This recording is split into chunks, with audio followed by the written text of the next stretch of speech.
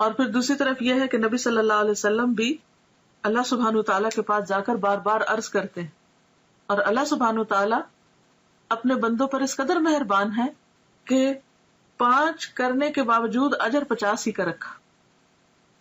یہ ہے اس کی رحمت. دنیا میں کوئی بادشاہ ایسی عنایت نہیں کر سکتا کہ اگر کسی کو 50 گھنٹے کے لیے ہائر کیا ہے اور وہ 5 گھنٹے کام کرنا چاہے تو اجرت 50 گھنٹے کی دے.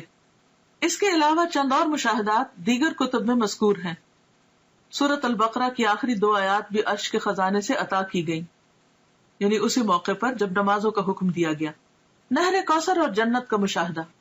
سدرۃ المنتہا پر بہت سے عجائبات کا مشاہدہ کرنے کے بعد رسول اللہ صلی اللہ علیہ وسلم نے فرمایا، پھر مجھے جنت میں لے جایا گیا تو میں نے وہاں دیکھا کہ موتیوں کے قبے ہیں اور اس کی مٹی کستوری ہے. کستوری خوشبو کا نام ہے جو ہرن کی ناف سے نکلتی ہے، بہترین قیمتی قسم کی خوشبو ہے. تو یعنی مٹی سے بھی خوشبو آ رہی تھی. مٹی کی دنیا میں بھی خوشبو ہوتی ہے نا، لیکن وہاں کی خوشبو کستوری جیسی تھی. جنت میں آپ نے نہر کوثر کا مشاہدہ فرمایا. حضرت انس سے روایت ہے کہ نبی کریم صلی اللہ علیہ وسلم نے فرمایا، میں ایک نہر پر آیا، اس کے دونوں کنارے موتیوں اور قبوں کے تھے، یعنی چھوٹے چھوٹے جیسے پرلز کے چھوٹے چھوٹے ڈیونز تھے. میں نے پوچھا جبریل علیہ السلام یہ کیا ہے؟ جبریل علیہ السلام نے کہا یہ کوثر ہے. صحیح بخاری. یعنی آپ کو وہ نہر جو عطا کی گئی، انا اعطیناک کل کوثر کہہ کر، وہ بھی آپ کو دکھائی گئی. ابراہیم علیہ السلام کو امت محمد صلی اللہ علیہ وسلم کے نام خصوصی پیغام. ابن مسعود بیان کرتے ہیں کہ رسول اللہ صلی اللہ علیہ وسلم نے فرمایا، معراج کی رات میری ملاقات حضرت ابراہیم علیہ السلام سے ہوئی. انہوں نے کہا، اے محمد صلی اللہ علیہ وسلم، اپنی امت کو میری طرف سے سلام کہیے. تو ہم سب کو کیا کہنا چاہیے؟ وعلیکم السلام. اور ان کو بتائیے کہ جنت کی مٹی بڑی عمدہ ہے، اس کا پانی میٹھا ہے، لیکن وہ چٹیل میدان ہے، یعنی اس میں کچھ اگانے کی ضرورت ہے، اور اس کی کاشتکاری سبحان اللہ والحمد للہ ولا الہ الا اللہ واللہ اکبر ہے. اللہ پاک ہے اور تمام تعریف اللہ ہی کے لیے ہے، اس کے سوا کوئی الہ نہیں، اور اللہ سب سے بڑا ہے. جامع الترمذی. تو اس سے کیا پتہ چلتا ہے کہ ہمیں کثرت کے ساتھ اللہ کا ذکر کرتے رہنا چاہیے تاکہ جنت خوب ہری بھری ہو جائے. دنیا میں پودے لگانے کا، خاص طور پر جن لوگوں کو گارڈننگ کا شوق ہوتا ہے، وہ کبھی راضی ہوتا ہی نہیں. ایک کے بعد ایک قسم کا پودا، یہاں بھی جگہ خالی ہے، اس کونے میں یہ لگ جائے، یہاں بڑا درخت لگ جائے، یہاں چھوٹا لگ جائے.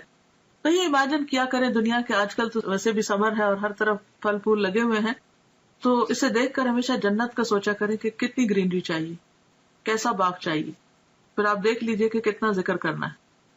غیبت کرنے والوں کا انجام بد، یعنی جہاں آپ نے اچھی اچھی چیزیں دیکھی، وہاں پر آپ نے جہنم کے کچھ نظارے بھی دیکھے. انس رضی اللہ عنہ سے روایت ہے کہ رسول اللہ صلی اللہ علیہ وسلم نے فرمایا، معراج کے موقع پر میرا گزر ایسے لوگوں کے پاس سے ہوا جن کے ناخن پیتل کے تھے، براس کے. وہ اپنے چہروں اور سینوں کو نوچ رہے تھے. میں نے پوچھا، جبریل علیہ السلام یہ کون لوگ ہیں؟ جبریل نے کہا، یہ وہ لوگ ہیں جو لوگوں کا گوشت کھایا کرتے تھے اور ان کی غیبت کرتے تھے، یعنی دوسروں کو بدنما کرتے، دوسروں کے عزت پر حملہ کرتے، اور آج ان کی اپنی شکل جو ہے وہ خود بگاڑ رہے ہیں. بے عمل خطباء کا عبرتناک انجام. انس رضی اللہ عنہ سے روایت ہے کہ رسول اللہ صلی اللہ علیہ وسلم نے فرمایا، میں نے معراج کی رات کچھ لوگوں کو دیکھا کہ ان کے منہ آگ کی کینچیوں سے کاٹے جا رہے ہیں. میں نے پوچھا، جبریل یہ کون لوگ ہیں؟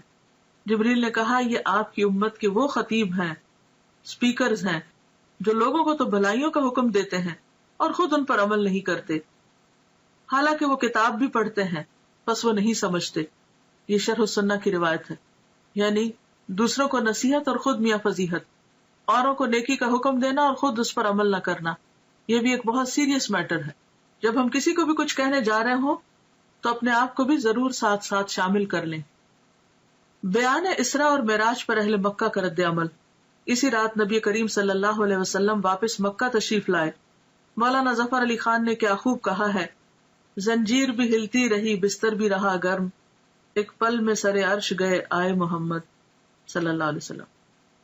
یعنی آپ ایک ہی رات میں آسمان پہ جا کے واپس آ گئے، اور یہ سب کچھ معجزانہ طور پر ہوا، اور یہ بھی اللہ کی قدرت اور اللہ کی عظمت کی دلیل ہے کہ وہ جو چاہے کرے۔ اگلی صبح آپ نے قوم کو گزشتہ رات کے بارے میں بتایا۔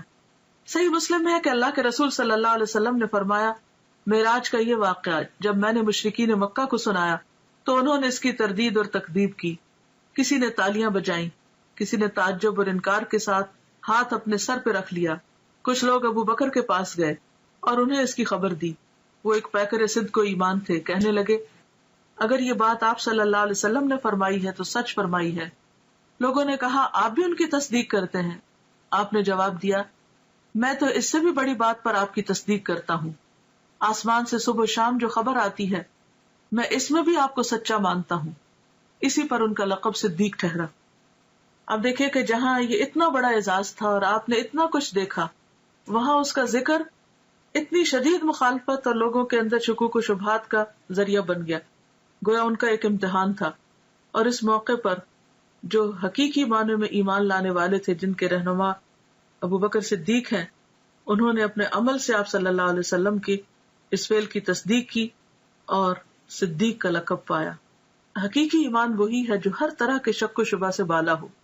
دین کے بارے میں، کسی قرآن کی آیت کے بارے میں یا حدیث کے بارے میں یا پیغمبر صلی اللہ علیہ وسلم کے کسی عمل کے بارے میں کوئی بات اگر آپ کو اپنی عقل سے بالا لگے اور سمجھ نہ آئے تو اس موقع پر فوراً یہ سوچا کریں کہ جس رب نے آسمان بنایا، زمین بنائی، سب کچھ بنایا، اس کے لیے کون سا کام مشکل ہے؟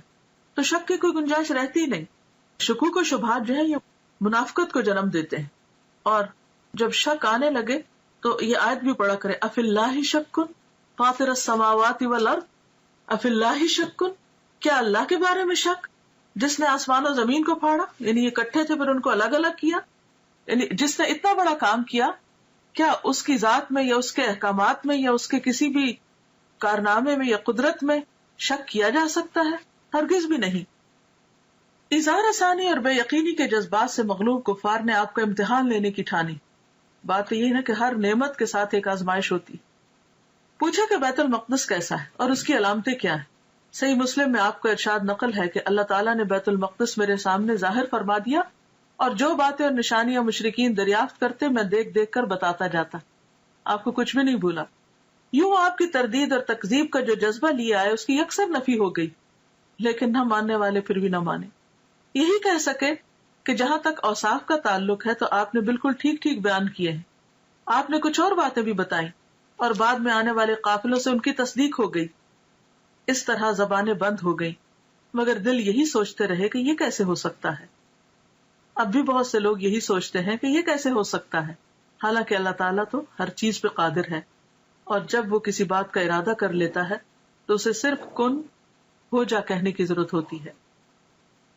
معراج کے دوران نبی کریم صلی اللہ علیہ وسلم کو جو بھی مشاہدات کروائے گئے، ان میں ہمارے لیے بہت سے سبق ہیں، جن میں سے اہم ترین یہ ہے کہ ہم اپنی نمازوں کی پابندی کریں، جن کا حکم اللہ تعالیٰ نے اس موقع پر نبی کریم صلی اللہ علیہ وسلم کو دیا۔ اس جنت کے لیے کوشاں ہوں جس کا مشاہدہ آپ نے بنفس نفیس فرمایا۔ ابراہیم علیہ السلام کے خصوصی پیغام کے مطابق کثرت سے ذکر الہی کریں، دوسروں کی غیبت سے پرہیز کریں، اور جو بات دوسروں کو کہیں اس پر خود بھی عمل کریں۔ اللہ تعالی ہمیں اس کی توفیق عطا فرمائے۔ وآخر دعوانا ان الحمد للہ رب العالمین۔ سبحانک اللہم وبحمدک، نشہد ان لا الہ الا انت، نستغفرک ونتوب الیک۔ السلام علیکم ورحمۃ اللہ وبرکاتہ۔